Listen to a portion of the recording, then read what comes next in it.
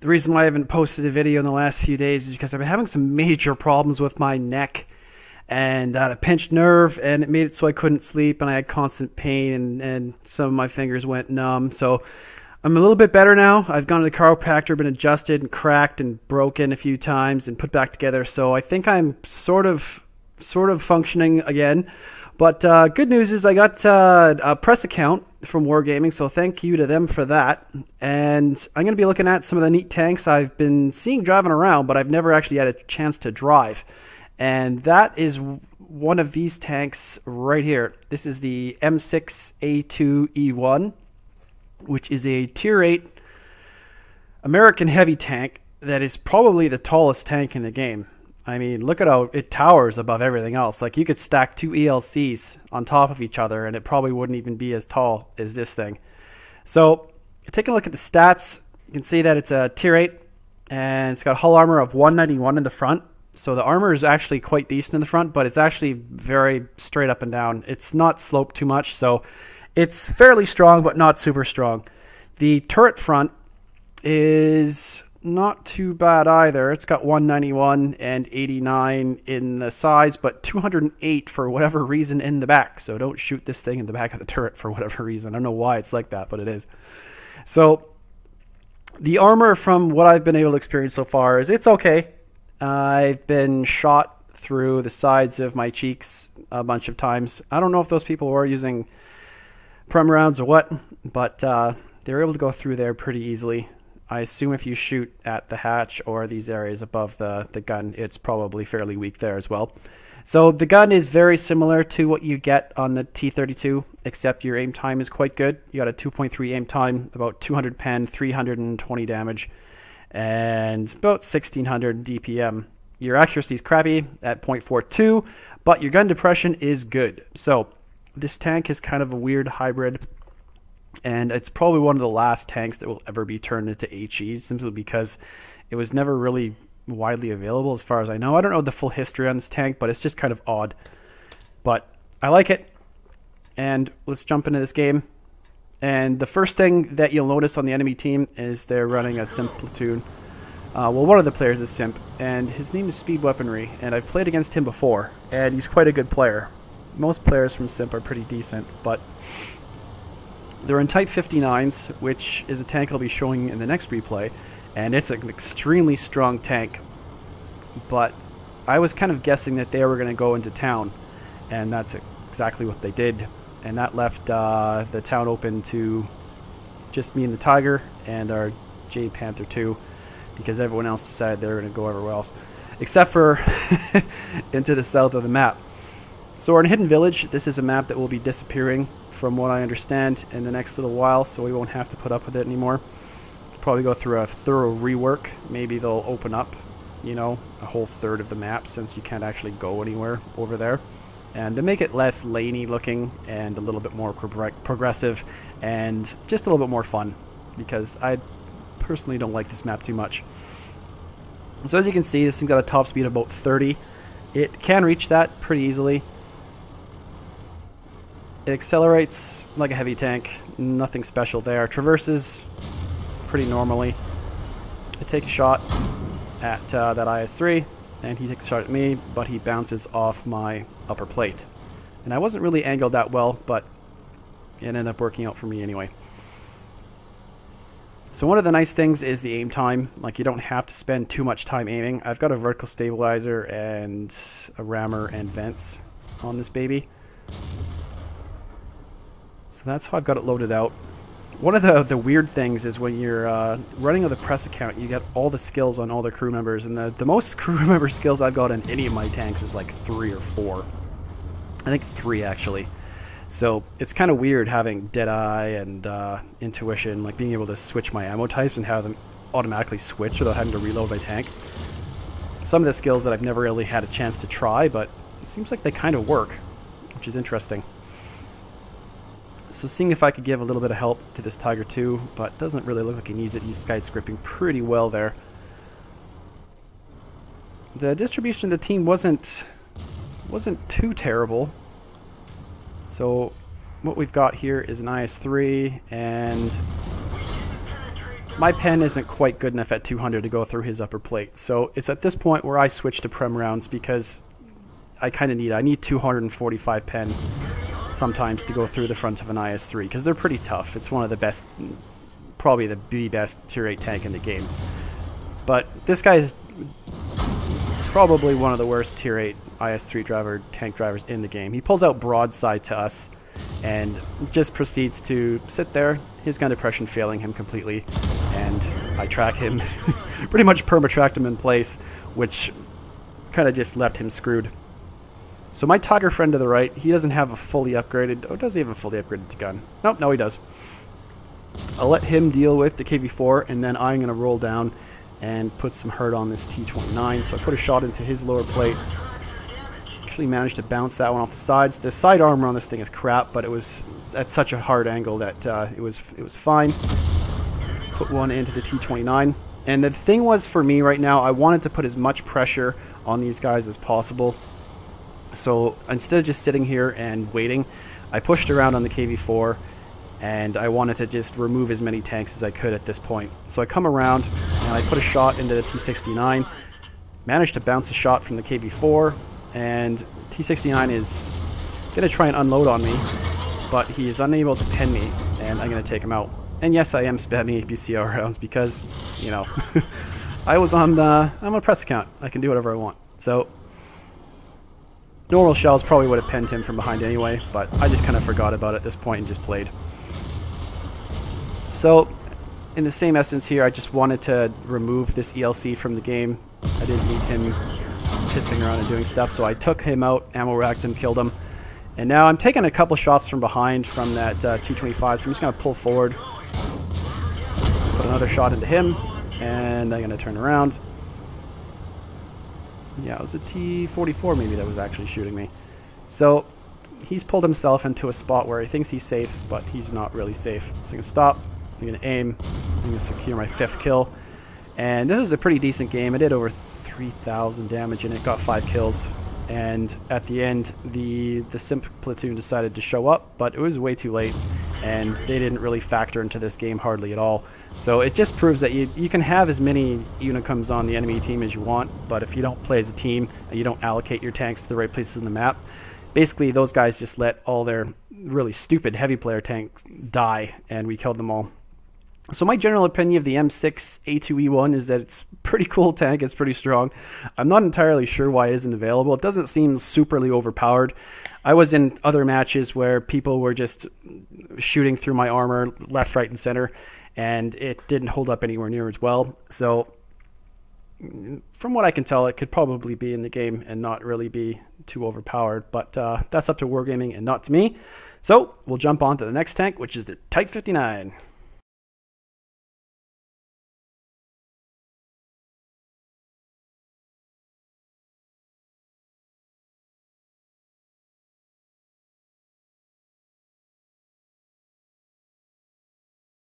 And here it is, the Type 59. This is one of the tanks that I've coveted the most and that I want the most, but that I can't have. So if Wargaming is listening and they want to gift me or allow me to purchase a Type 59 for any reason, just get in contact with me. You have my information, obviously, because you gave me a press account. So if you want to, you know, come up with a solution for me to have a Type 59, I'd be gladly able to oblige you in whatever you need me to do. So if you need to wash your tanks for you or come to Belarus and do some testing for free, I will do that. So the M6A2, actually, the last one that we were looking at, it actually has special matchmaking as well. And that also applies to this tank. This is a Tier 8 Chinese medium tank that is very much styled after the T-54. You can see that it looks almost identical. It's a fair bit bigger than the T-34-2, which is the other Tier 8 Chinese medium tank, and it is a fair bit better than that tank in almost every respect, from the frontal armor to the stronger turret to the better gun to just about everything.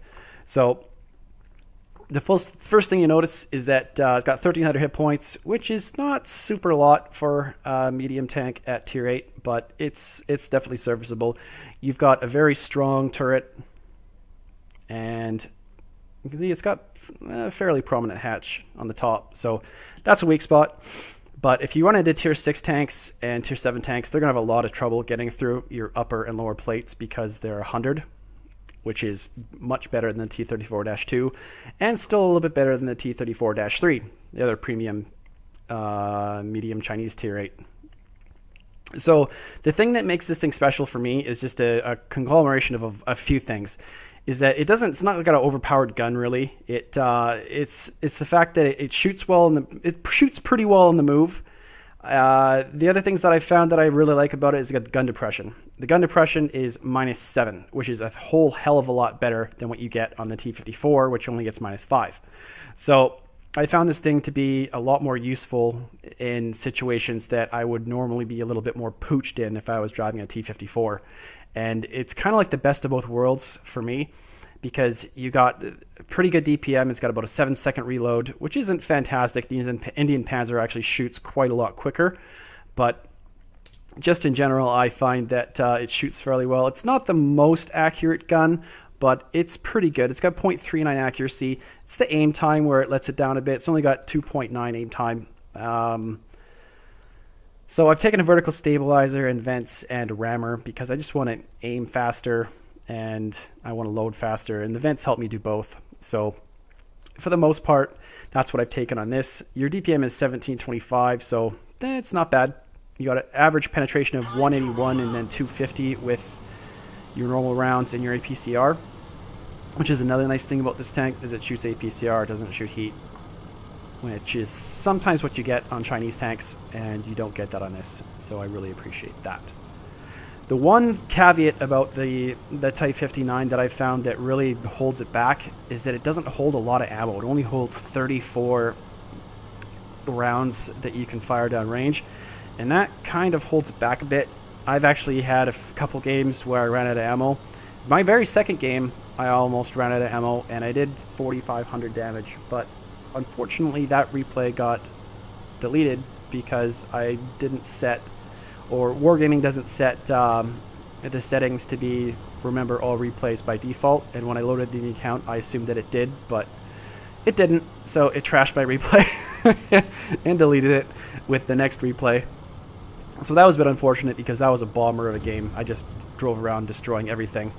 Including an IS-3, Super Pershing, Panther 88, a whole bunch of tanks. And I was trying to get some data on the Panther 88 because I wanted to see what it was like to drive it on a live server, and, as opposed to the test server where you don't really get an accurate idea of what a tank's really like. And the Panther 88 is just awful. Like, if you want to drive a Panther with an 88 gun, just get a tier 8 Panther, just a normal one. Just a normal Panther 2 and you'll do just fine. So I'm turning around because I can see that the Cromwell's come up, but he's going to die because our column's going to kill him. So normally this is where the heavy tanks would go. They would come over into this bowl, but instead they've all driven into the town. So it's a bit odd, and I'm going to try and hold this area as best I can by myself. But I can do that in this tank because I got somewhat decent gun depression, which is pretty cool. So normally there would be tanks like the T-32 and stuff would be poking over with his turret and shooting at me and stuff, but the Pershing and the T-32, they decided not to do that. And by the time I've even done anything, like 4 or 5 or 6 of the enemy tanks had already been killed. So I decided it was pretty much time to move up because they weren't obviously pushing this area at all. And this Pershing, probably the best Pershing NA, he drives down here, takes a hit, and BAM! He runs into the wall. So I'm just going to track him there while he's sitting there. And the IS-3 starts driving over, and I'm going to put a shot into him and take him out. So next we've got an IS-3. And again, one of the things I really like about this tank, gun depression, is letting me shoot him without exposing too much of my tank. And I'm going to back up, and the turret bounces one clean off the front, which was fantastic. Anytime you can bounce an IS-3, it's happy days. So I put another one through the front of his tank, and I am shooting APCR because 181 pen is usually not consistently enough to get through an IS-3, especially if he's waggling the front of his tank. And anyone who's played team battles and had to fight them over and over and over again, you kind of I just revert to APCR. I don't want to deal with bouncing half to 3/4 of my rounds off the front of them. But if that makes me a whore, that makes me a whore. So next I'm going to pop over the top of this hill, and I'm going to try and permatrack this T-32 in place. He's moving around a little bit, but I managed to hit him and take him down to 600, and then he gets clomped by the artillery, and I'm going to pull forward again. I'm going to put another shot into him, get him down to 75, and things aren't looking too... they're not looking too rosy for him now.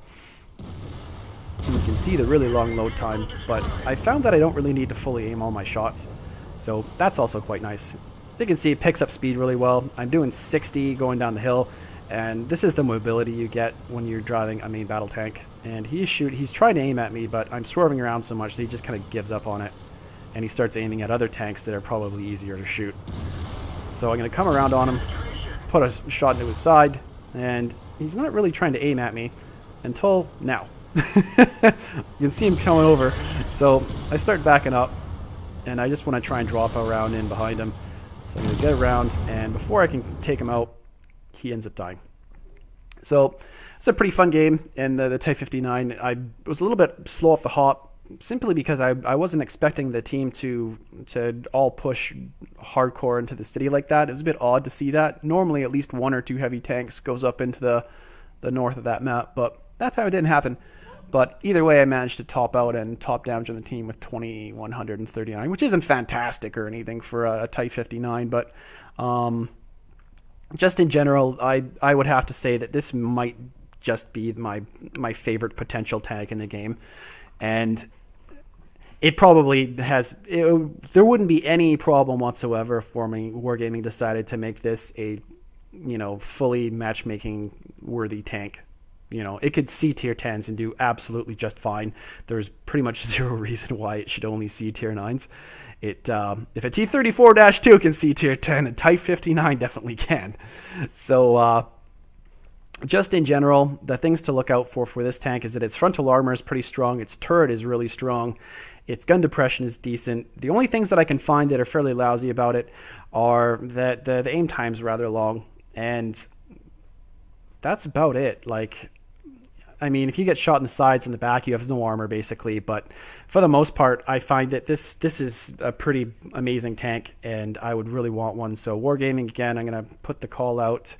If you have some excess Type 59s that the Chinese region don't want anymore, then I feel free to sell them on to the captain, and I will put them to good use and try and increase the Type 59's fame for World of Tanks.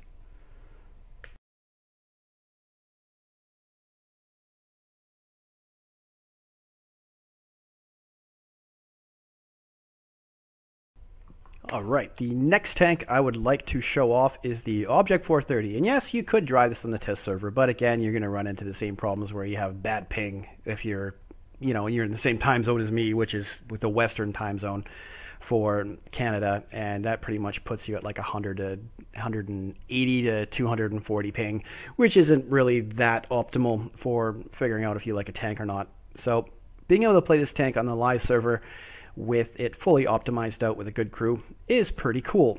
So this tank is one of the alternative tier 10 Soviet medium tanks, and as you can see, it's got heavily sloped frontal armor, and it's a fair bit thicker than the Object 140 and the T-62A. The turret is also quite strong, and the hatches, they're decently big. They're not super small, but if you keep moving, they're probably not too easy to hit. So one of the things that makes this thing unique is that its gun depression is really bad. It's just about as bad as the WZ-120, so that's -3. So it doesn't aim down very well, but it shoots just about as fast as the others. The caveat to that is that you sacrifice for the armor that you get. The frontal armor is vastly superior to the T-62, but you end up losing a fair bit of accuracy. This thing only has like 0.38 accuracy, so it's not the most sniperish kind of tank. It's kind of a full-out brawl, DPM, get in there and skirmish up close kind of tank. So as you can see, it accelerates quite well. It's a tier 10 tank, fully optimized. There's nothing to upgrade on it. And I'm going to pull up here and pull through these buildings like a pro. Turn the HUD back on. Now, mid-tier 10 game, so I'm going to be fairly careful about what I do. I'm going to pull up around this corner, and I'm going to side scrape out and see if anyone is dumb enough to drive down the middle of the map. And I'm not seeing too much. So, you can see that our team has 2 IS-4s that have pushed really quickly down the other flank, but the rest of the team has pretty much decided they're going to hang out here. And I'm sitting here, and then our teammate 5 just decides, I'm just going to drive in here.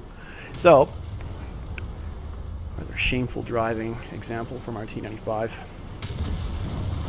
And I saw that our 1390 just got taken out by the ST1, and I didn't feel like fighting the ST1 by myself, so I decided that I was going to push up with the E75s. And they end up finding the FV215B 183 over here. So I'm going to stop, I'm going to aim, and I honestly thought that shot hit him pretty flushly in that little cheeky bit, but it didn't. And unfortunately for me, I didn't really fully notice that this J-Panther 2 was sitting there waiting for me to pull out, and then he puts a really big heavy shot into the side of my tank. I'm going to pull back, and I'm going to try and shoot him back on his little cheek, but I end up missing completely because I'm scrub. So I think the 183 is fired, so I'm just going to drive in there, bounce a shot on him, don't do any damage. Bounce a shot on him again because I'm still a scrub. And now I'm just going to drive in here and track and kill him. Things are looking pretty okay. And then the artillery shows up. So I back up. And I decide I'm going to take a whole bunch of damage from him. And just before I'm going to kill him, the E75 drives around and kill steals him from me. So far things are not going so great. I'm not really using my armor very effectively. You gotta try and keep your armor to the front. So our IS-4s have all died. And now I'm going to help this IS-3 take out the JP-2 because I need some revenge. I need to equalize some of the damage. So I'm going to shoot him in the tracks. Didn't actually track him there, but this one will. Well, it would have tracked him if I would have shot him in the tracks. Anyway, he's dead. So now I've got to keep up the pressure, use the mobility of the tank to find singled out tanks and remove them. So I'm going to go and try and put some pressure on this IS-4 who's engaging our kill-stealing E75. So I'm going to drive up on him, put a shot into his side, low roll a little bit, but I'm going to try and jam in behind him.